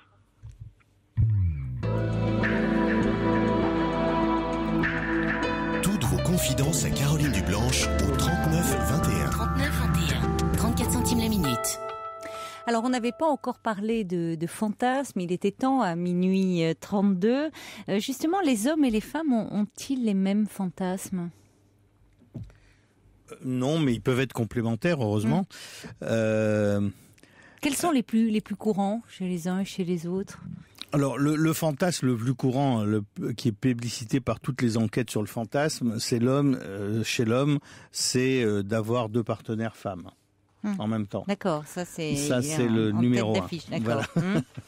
Et chez la femme, quand elles sont du côté du fantasme, c'est souvent faire l'amour avec un inconnu. Voilà. Ouais. Bon, mais rappelons quand même que le but du fantasme, c'est imaginaire. Uniquement imaginaire. Ce n'est pas le passage à l'acte. La question, c'est pas est-ce que je dois mettre en pratique mon fantasme. Il y a plein de femmes qui, quand elles savent que c'est imaginaire, elles peuvent imaginer des situations impossibles pour elles, mais qui les excitent beaucoup. Ce qui est le but du jeu, du fantasme. Le fantasme, c'est une caresse de l'esprit, en fait. Oui, c'est joliment dit. Voilà, exactement. Oui, donc ça veut dire que tous les fantasmes ne sont pas faits pour être réalisés. Ils sont même jamais faits pour être réalisés. Oui. Alors, la confrontation avec son fantasme peut être brutale, finalement, si elle est... Ah oui, ça c'est classique. Le plus classique, c'est quand un homme ou une femme imagine qu'ils font l'amour à plusieurs. Donc ça peut les stimuler d'imaginer qu'on fasse ceci et cela. Et si réellement ils se mettent dans cette vraie situation-là, le fait qu'il y ait quelqu'un d'autre, ça va les inhiber complètement, et l'un et l'autre, et ils ne feront plus rien. Et par rapport au fantasme, vous conseillez à Pat de réintroduire de la vie fantasmatique dans sa sexualité. Mais est-ce qu'on doit parler de tous ces fantasmes à son partenaire ? Parce que finalement, on n'a pas les mêmes. Est-ce que ça peut pas le rebuter ? Ça ne se fait pas. Ça, c'est toute la nuance. C'est ce que disait un peu tout à l'heure la précédente dont l'homme l'avait laissé tomber. Gisèle, oui, parce qu'il lui disait qu'elle faisait pas bien les choses. Oui. En fait, il lui demandait de mettre en pratique tel ou tel fantasme. Oui. Mais il faut un minimum connaître l'autre. On fait pas. Si le premier jour vous rencontrez quelqu'un, il vous donne la liste, son menu de ce qu'il fallait, ça ne marchera pas. Si vous êtes bien avec quelqu'un et que vous vous sentez à l'aise avec cette personne-là, et petit à petit vous vous sentez de plus en plus à l'aise, vous osez de plus en plus de choses. Et en général, on essaye d'utiliser ce qu'on appelle les suggestions ouvertes pour savoir petit à petit qu'est-ce qui va gêner, choquer ou stimuler l'autre. Oui. Et de cette manière-là, on va pouvoir monter un peu notre scénario personnel et repérer un peu le scénario de l'autre. Et de cette manière-là, peut-être qu'on va pouvoir se mettre au diapason de part et d'autre, quoi. Comment savoir finalement la distinction entre fantasme et perversion ? Parce qu'on a l'impression qu'on recule de plus en plus les limites. Et où commence la perversion ? Ce qui est compliqué dans la société actuelle, c'est qu'on a tellement autorisé officiellement des choses qu'on croit que tout est pareil, que tout est possible, et que du coup il n'y a pas de bien ou de mal, et que tout est banal. Et la nuance avec la perversion, c'est que la perversion, quelqu'un qui est pervers, est pervers sexuel, c'est-à-dire qui a besoin d'une certaine attitude pour avoir ce plaisir-là, c'est que s'il n'a pas cette attitude-là, il n'aura pas de plaisir. C'est-à-dire quelqu'un a besoin... Il y a une contrainte dans l'idée de perversion, il y a la notion de contrainte. Mais c'est surtout que c'est limitatif. Prenons un exemple... Il est contraint lui-même, c'est-à-dire qu'il ne peut pas avoir de plaisir en dehors de ça, quoi. C'est contraignant. Voilà, l'exemple typique, on parle toujours du fétichisme avec la chaussure de femme. Oui. Bon, si cet homme ne peut que jouir fort quand elle met ses chaussures à talons de telle et telle façon, si elle ne met pas les chaussures, il ne jouira pas. D'accord. Et donc, ça le limite automatiquement parce que quand vous venez de rencontrer une femme et que tu lui dis tu gardes tes chaussures, etc., c'est pas sûr que vous la verriez longtemps. Ce que je veux dire. Oui, il faut qu'elle ait que des chaussures à talons. Voilà. Et puis qu'elle les garde au lit, quoi. Enfin, donc c'est ça tout le jeu. Hein. Et si c'est se faire fouetter, c'est pareil. Si c'est se faire attacher, c'est pareil. Faut tomber sur une addicte des chaussures, Voilà. Ça se trouve, il faut lui offrir des chaussures. Peut-être que ça pourrait marcher comme ça. Ça peut marcher dans ce sens-là. Bonsoir Catherine. Catherine, vous êtes avec nous ? Oui, bonsoir. Je suis là. Bonsoir. Alors en fait, moi c'est un petit peu particulier ma question. Je vous explique. Actuellement je vis seule, c'est pas le problème, mais j'ai eu deux hommes dans ma vie avec lesquels j'ai vécu pour chacun environ une dizaine d'années, avec une sexualité, on va dire normale, quoi, rien d'extravagant, mais bien sans problème, quoi. Mais avec ces partenaires-là, il n'y a jamais eu de demande spécifique de leur part d'actes de sodomie, par exemple.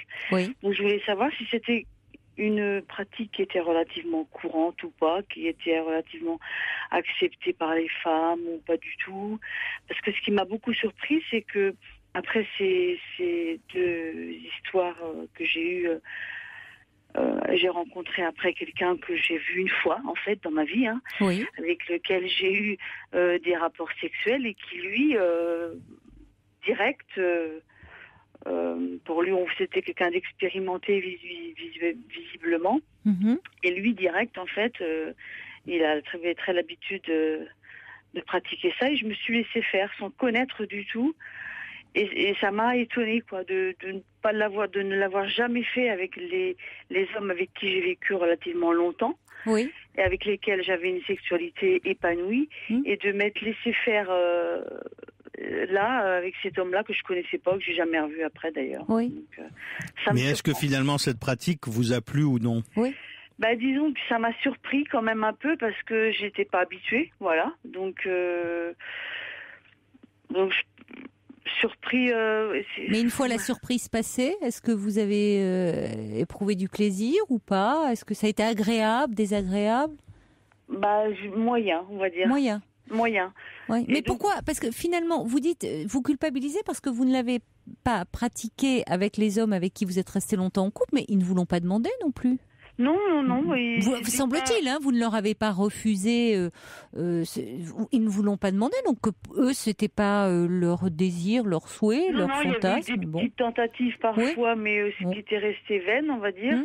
Et puis il n'y avait pas une demande spéciale, mais là je suis tombée sur un homme qui visiblement avait l'habitude, quoi. Mais ce qui me surprend, c'est de m'être moi-même laissé faire avec cet homme que je connaissais peu, enfin pas pour dire. Donc c'est particulier. C'est intéressant votre question en même temps. Déjà, j'entends presque deux questions en une. Est-ce que c'est une pratique qui est finalement assez courante ? Et est-ce que parfois on est plus désinhibé avec un inconnu, justement ? Exactement. Oui. Exactement. Oui, aux deux questions. C'est un peu plus fréquent qu'avant. La sodomie aujourd'hui en fréquence a remplacé la fellation d'il y a 10-15 ans. Il y a 15 ans et avant 15 ans, il y a 15 ans, c'était pas rare qu'une femme en consultation dise « il y a des choses que je n'aime pas faire ».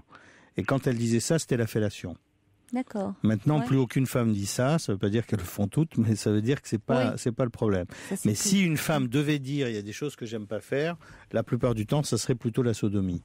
D'accord. Mais il y a quand même de plus en plus de femmes qui le font, et il y a de plus en plus de femmes qui disent qu'elles ont du plaisir de cette manière-là. D'accord. Alors la question et que, en effet, c'est parfois plus facile d'avoir une nouvelle pratique avec un nouveau partenaire parce qu'il n'y a pas les interdits de l'habitude, on va dire. Et la deuxième chose, c'est que pour vos partenaires précédents, il est probable que pour eux, la sodomie n'était pas intégrée comme une sexualité banale à faire avec la femme avec qui ils étaient, quoi. Parfois, il y a une sorte de retenue. De retenue, oui. On pense qu'avec une femme de petite vie, on peut plus facilement le faire. Comme avant la fellation, finalement. Ah oui. C'est pour ça que je me suis posé cette question. Je me suis dit, est-ce que c'est normal que je l'ai accepté, en fait ? C'est ça, comme ne sachant pas si c'était une pratique, parce que c'est pas quand même une conversation qu'on peut avoir forcément tous les jours, même avec ses copines. Oui. Donc, mais c'est une pratique, mais bon. C'est une pratique. Il y a des femmes qui aiment beaucoup ça, mais mais même celles qui ont du plaisir, elles vont pas mettre ça au premier plan. La plupart du temps, elles disent. C'est dans le feu de l'action, à un moment donné, on a envie de faire quelque chose de nouveau et donc on fait ça. D'accord. Mais ça ne remplace pas la pénétration vaginale chez la femme. Voilà. Oui, ok, d'accord. Bon, et puis vous l'avez fait parce qu'à ce moment-là, vous en ressentiez, vous étiez dans le feu de l'action, comme vous dit le docteur Mimoun, et il n'y a pas à culpabiliser par rapport à ça. C'était bon, c'est une pratique comme une autre que à ce moment-là vous avez ressenti et eu envie d'essayer, et pourquoi pas. D'accord, donc je suis pas normale. Ah, pas du tout. Non. Pas du tout, Catherine. Et parfois, le fait d'avoir une rencontre, même de courte durée, ça peut servir à ça. D'accord. Bon. Merci beaucoup d'avoir appelé. Merci. Au revoir. Au revoir. Au revoir, Catherine. Au revoir. Et c'est Bertrande qui est avec nous maintenant. Bonsoir, Bertrande. Bonsoir. Bonsoir. Bonsoir. Bonsoir, docteur. Bonsoir. Eh bien, moi, je vais renverser la tendance de beaucoup de femmes qui pensent qu'à la ménopause, on n'a plus d'envie, on n'a plus de sexualité. Moi, j'ai 67 ans bientôt. J'ai été opérée à 50 ans d'une hystérectomie totale. C'est-à-dire qu'on vous a enlevé l'utérus, oui. Utérus, col. Oui. Bon, il y avait des analyses qui n'étaient pas très bonnes, donc on a tout enlevé tout de suite. Eh bien, écoutez, j'ai jamais été plus épanouie et plus fait l'amour après qu'avant. Ah oui. Ah oui. Oui, vous mettez à mal beaucoup d'idées reçues autour de la ménopause. Voilà, justement. les femmes n'ont plus envie, elles ont leur sexualité, leur envie diminuée. Eh ben, moi, pas du tout. C'était l'effet inverse. Et vraiment, bon, je suis mariée depuis 33 ans. Oui. Donc, Et avec la ménopause, vous avez eu un traitement hormonal aussi ou non ? Oui, j'ai eu un traitement hormonal. Eh bien, écoutez, j'ai une sexualité plus épanouie et plus agréable et vraiment, ça n'a pas entaché du tout mes désirs, au contraire. Non, mais c'est bien qu'il y ait ce témoignage parce que, bien entendu, je confirme qu'il y a beaucoup de femmes qui sont dans votre cas. Et, oui, vous en parlez dans votre livre, Sexe et sentiments. Oui, c'est important. C'est important que les femmes le sachent, quoi. Que c'est pas. Il n'y a pas un jamais plus, quoi. J'entends beaucoup parler autour de moi de femmes qui disent « Oh, moi, j'ai plus envie. » J'écoutais au contraire. Et je reviens au fantasme. Ben, nous, ça s'est réalisé. Bon, mon mari et moi, envie de faire l'amour avec 2 hommes. Ça s'est réalisé une fois parce que on l'a pas cherché, ça s'est trouvé comme ça. Et ça n'a pas entaché notre désir ni quoi que ce soit dans notre couple. Au contraire. Ça vous a rendu d'autant plus complice, quoi. Voilà, on est on est très très complices tous les deux.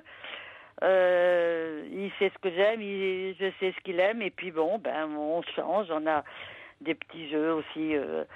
Mais lui n'a jamais cessé de vous désirer, même après cette intervention. Il a toujours continué comme ça, à avoir beaucoup de désir pour vous. Ça compte, ça aussi, le regard du compagnon. On a un amour vraiment total tous les deux. Oui, c'est important. Malgré qu'après j'ai eu un grave accident de voiture, je suis restée presque une fracture de la colonne vertébrale, donc je suis restée presque 1 an et demi sans pouvoir faire l'amour parce que j'avais un corset, des rééducations, Mais ça n'a pas entaché, on avait d'autres moyens sans avoir une pénétration que des caresses ou des... Vous avez entretenu le corps sexué en tout cas. Voilà, c'est ça. Ça n'a pas entaché notre relation, même s'il n'y avait pas de pénétration, mais bon, on avait des caresses, on avait des grands moments de tendresse, même malgré mon corset. Eh ben, c'est bien. Vous n'aviez pas un corset dans la tête, en tout cas. Non, c'était pas du bon. tout. À ce moment-là, vous étiez très libre. C'est Au ce qui compte. contraire, j'ai dit c'est une espèce de résurrection, de revie. Oui. J'ai dit là, après tout, la vie ne tient souvent qu'à un fil, et ça n'a pas du tout entaché. Et cette ménopause, au contraire, m'a rendue encore plus libre. Plus libre et plus d'envie, et pas du tout de sécheresse vaginale, pas du tout de... Rien de ce côté-là. Bah écoutez, je vous remercie beaucoup, Bertrand, d'avoir appelé, parce que c'est très réconfortant, je trouve, pour les femmes qui peuvent entendre ça et qui peuvent être angoissées à l'idée de l'arrivée de la ménopause. C'est ce que j'ai entendu, et quand je leur dis, moi, c'est vraiment l'inverse. Et vous confirmez, Dr Mimoun, que beaucoup de femmes vivent une sexualité très épanouie, y compris à ce moment-là de leur vie. Exactement, c'est pour ça qu'à un moment donné, j'ai dit 50 ans, les belles années devant soi. Ah oui, tout à fait. Merci beaucoup, et on l'entend à votre rire, Bertrand, qui fait plaisir à entendre. Merci beaucoup de ce témoignage. Merci de vos émissions que j'écoute depuis cet accident où je ne dormais pas les nuits. Oui. Donc je vous écoute toutes les nuits. Bon, merci beaucoup de votre fidélité. Vous en prie. Au revoir. Et merci à votre équipe. Au revoir. Au revoir, Bertrand. Au revoir. Jusqu'à 1h sur Europe 1, Caroline Dublanche. Sylvain Mimoun, justement, la Bertrande nous parlait, elle avait la chance d'avoir un mari qu'il aimait toujours beaucoup, qu'il a désiré beaucoup. Je pense aux hommes et aux femmes qui, suite à une séparation, sont restés seuls des mois, voire des années. Pour certains, j'ai une auditrice qui m'a appelée la semaine dernière, je pense à elle, parce qu'elle avait justement un rendez-vous ce soir, parce qu'elle envisageait non sans appréhension d'avoir de nouveau une relation amoureuse. Qu'est-ce qu'on peut leur conseiller quand on n'a pas eu comme ça d'intimité amoureuse depuis des mois, voire des années ? Si on repart du principe que un rapport réussi, c'est un égoïsme partagé, pour qu'il y ait cet égoïsme partagé, il faut qu'on vérifie que son propre corps fonctionne. Et la masturbation, ça sert à savoir si soi-même on est fonctionnel. Et donc une femme qui n'a pas eu de rapport depuis X temps, c'est important qu'elle sache déjà si elle peut réagir, si elle peut avoir une certaine excitation, si elle connaît cet homme qu'elle va voir, rien que d'imaginer ce qu'elle peut faire avec lui, etc., ça la prépare progressivement. Il y a des femmes qui quelquefois viennent en consultation, je suis gynécologue donc c'est plus simple, et donc où elles viennent vérifier qu'elles sont, comme elles disent elles-mêmes, en état de marche, c'est-à-dire qu'elles veulent savoir en fait si au niveau des organes ça s'est pas asséché, qu'elles sont fonctionnelles, qu'elles vont pas avoir mal, et quelquefois on peut les aider même en leur donnant un certain nombre de petits moyens locaux pour que ça soit moins sec, que ça soit plus hydraté, plus lubrifié. Il y a des produits qui peuvent être pris pour la sécheresse vaginale. Même il y a des comprimés d'hydratation intime qui peuvent être pris par la bouche et qui du coup préparent le corps à ce que les choses se passent mieux. Est-ce qu'il y a des traitements pour stimuler le désir féminin ? Parce qu'on parle beaucoup du désir masculin, mais qu'en est-il justement pour stimuler peut-être le désir ? Le désir féminin, c'est le trouble numéro 1 parmi les troubles sexuels féminins. Oui, c'est pour ça que je pose la question. C'est ça qui est le plus important. Malheureusement, il n'y a aucun médicament princeps, c'est-à-dire habituel, pour le trouble du désir. Il n'y en avait qu'un seul, qui était un patch à la testostérone mais qui n'existe plus et qui était pour la femme ménopausée chirurgicale, c'est-à-dire à qui on avait enlevé les ovaires. Donc il n'y a plus de produits actuellement. Il n'y a qu'un seul produit qui est sorti d'ailleurs ce mois de juin, le mois dernier, qui sont des compléments alimentaires qui s'appelle Ménophytéa Désir et qui, avec du maca, du gingembre, enfin du ginseng, etc., et qui permet de donner, de booster un peu l'excitation. Ça marche bien. Ça, en tout cas, par rapport à l'anéantissement total du désir, ça donne, les femmes qui le prennent disent qu'elles ressentent un certain élan, un certain échauffement au niveau de leur bas-ventre, et c'est cet échauffement de bas-ventre-là qui peut les aider à se dire on va plus loin. Et si parallèlement à ça, elles continuent à découvrir ce qu'il en est de de leur lubrification, de leur stimulation, des caresses qu'elles apprécient, etc., les choses peuvent se passer beaucoup mieux. Et une femme, en tout cas, qui est dans cette situation, qui n'a pas eu de rapport pendant X temps et qui veut retrouver quelqu'un, c'est évident que je lui suggérerais fortement de prendre divers moyens par crème, comprimée ou autre pour que ça soit plus hydraté, pour que le désir l'accompagne à l'intérieur de son corps à elle, et du coup les choses vont progressivement se passer de mieux en mieux. Bonsoir Laurent. Bonsoir. Bonsoir. Bonsoir à tous les deux. Bonsoir. Alors vous avez un problème inverse de celui de Pat qui avait du mal à parvenir à la jouissance. Vous, au contraire, elle est trop rapide, hein, votre jouissance. Oui, voilà. Oui. Voilà. Et la chose que je n'expliquais pas vraiment, c'est que ça a toujours été comme ça.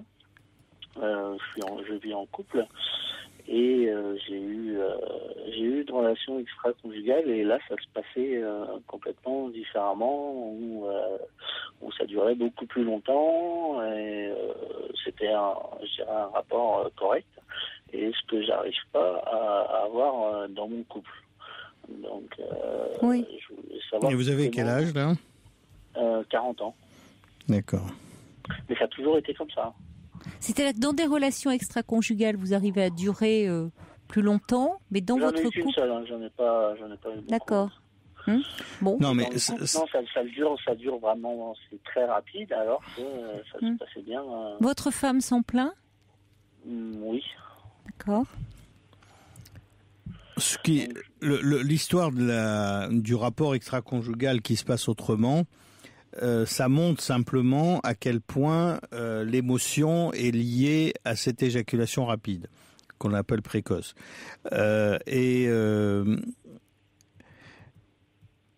J'ai même vu des hommes qui étaient dans la même situation que vous, c'est-à-dire qu'avec leur maîtresse de passage, ça durait plus longtemps, beaucoup plus longtemps.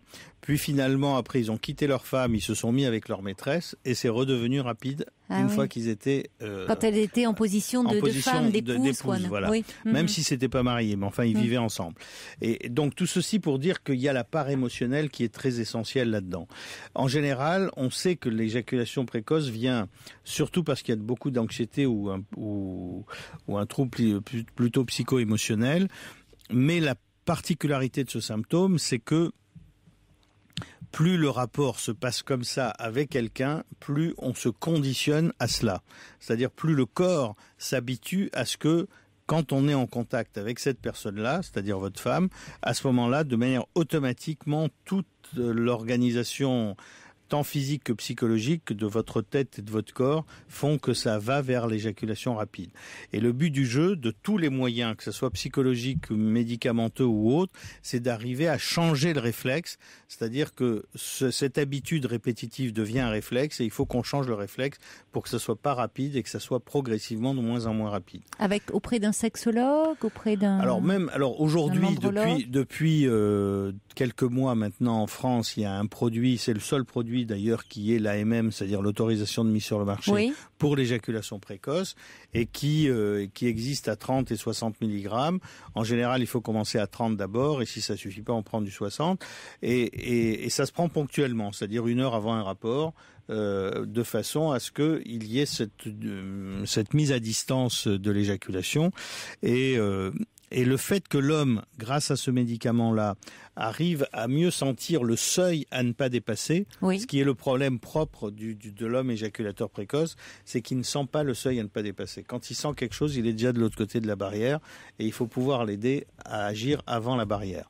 Et une fois qu'avec le médicament, il arrive à repérer ce seuil-là, après on peut lui apprendre comment, par la respiration, le mouvement du bassin, etc., il peut prendre progressivement le relais du médicament pour que les choses se déroulent bien, même sans médicament par la suite. Donc il faudrait en parler En tout cas, c'est un problème très fréquent, médecin. C'est 1 homme sur 3, à la différence de l'éjaculation retardée qui est beaucoup plus rare, heureusement pour eux.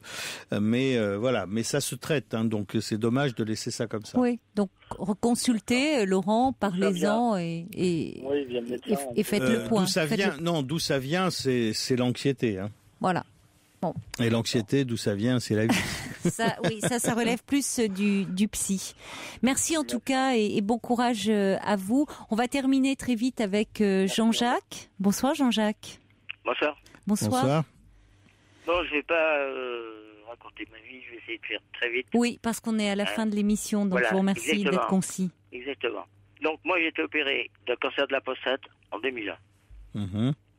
Depuis 2001, je n'ai plus aucun rapport physique, je n'ai plus rien, si vous voulez. Mais ce qui s'est passé, c'est que j'ai eu des sensations bizarres dans le slip, si vous voulez, on appelle ça comme eux. Bon, et j'ai revu le gars qui m'avait opéré. Il m'a dit bon, bah c'est quand même bon signe. Attaquez le Viagra.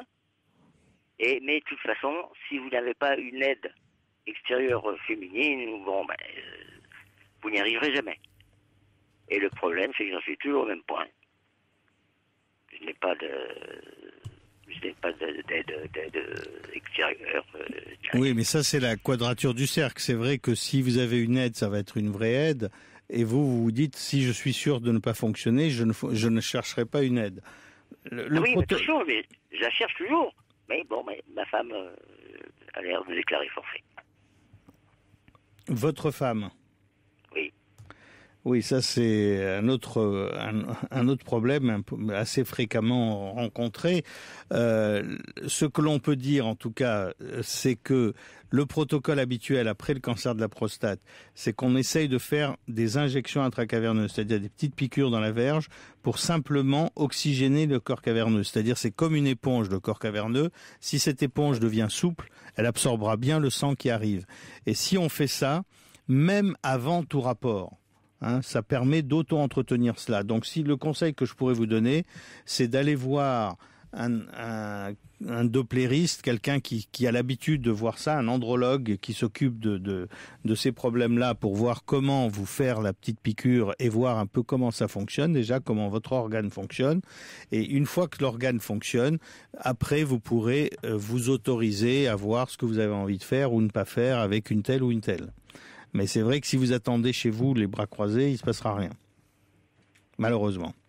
Oui, évidemment. Alors, parce que figurez-vous que la piqûre, je l'ai essayé la piqûre. Mais c'est ma femme qui m'a fait la piqûre, je ne sais pas trop. Je suis resté en érection pendant 6 heures, 7 heures. Pas possible d'avoir de rapport physique, rien. Mal partout. Ouais, mais si ça a duré 6 heures, 7 heures, c'est que la dose était trop grande. Et oui, mais bon. C'est pour ça que non, c'est pour ça qu'il faut qu'il y ait quelqu'un qui vous aide, qui vous prenne en main entre guillemets. Et c'est vrai que la personne qui n'est pas la bonne personne pour vous faire la piqûre, c'est votre femme. Que même si elle était infirmière par ailleurs ou médecin par ailleurs, ça ne serait pas la bonne personne parce qu'elle peut pas avoir un rôle d'infirmière et un rôle érotique. Oui, vous avez raison. Je crois qu'il faut dissocier les deux fonctions. Là, c'est peut-être le médecin qui dit que tout doit venir d'elle. C'est vrai qu'on peut pas être à la fois infirmière et maîtresse. On ne peut pas lui demander ça ne va pas ensemble. De vous traiter et de voir un peu la dose à injecter et en même temps d'être érotique et tout le reste, quoi. Oui, donc une piste quand même à explorer. Et en tout cas, tout n'est pas joué, vous pouvez continuer quand même. Encore espérer. Merci beaucoup Jean-Jacques de votre appel. Désolé pour toutes celles et ceux qui ont envoyé vos questions et vous étiez très très nombreux à le faire. Je vous conseille de vous référer au livre du docteur Sylvain Mimoun, le dernier, La masturbation rend sourd, 300 idées reçues sur le sexe, aux éditions First. Vous trouverez beaucoup de réponses à vos questions et puis également un des best-of, Sexe et sentiments, version homme et version femme, paru aux éditions Albin Michel. Il me reste à vous remercier, Dr Sylvain Mimoun, d'avoir veillé tard avec nous, malgré vos consultations qui, elles, vont être tôt demain matin. Donc merci beaucoup d'avoir été là jusqu'à 1h. Au revoir.